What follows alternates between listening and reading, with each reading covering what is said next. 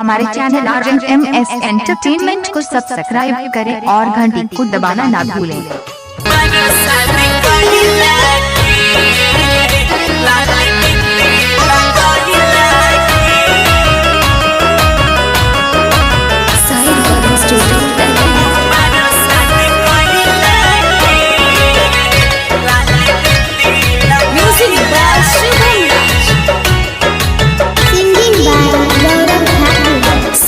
ससुरा में कटता जवानी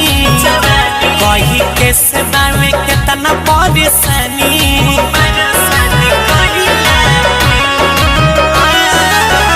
सुखले ससुरा में कटता जवानी कही के करा से हम परेशानी हमार शादी कइले के लाली बिंदी लगाइले के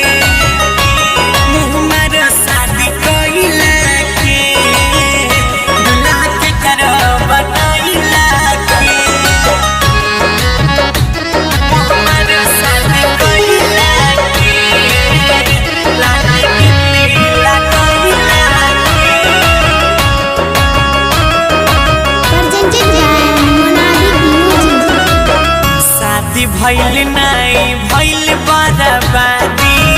जिए के पड़ेला अकेले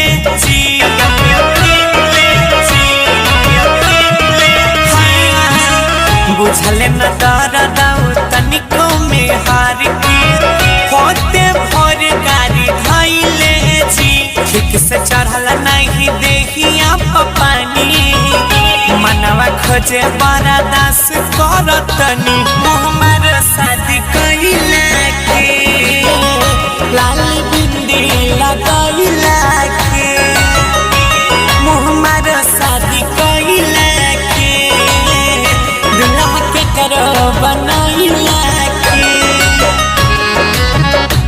हमार शादी कइले के लाली बिंदी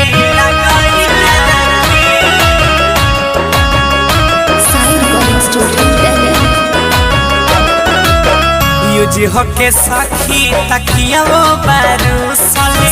नहीं खेदेला सवाद जी सखी बबलू बेदर्दी पिया के दिन रातिया कटला कई के याद जी देवरा गौरव करे नहीं छेड़ खानी गुड सनी हनी काटता बेचनी हमार प्यार कइले के सखले ससुरा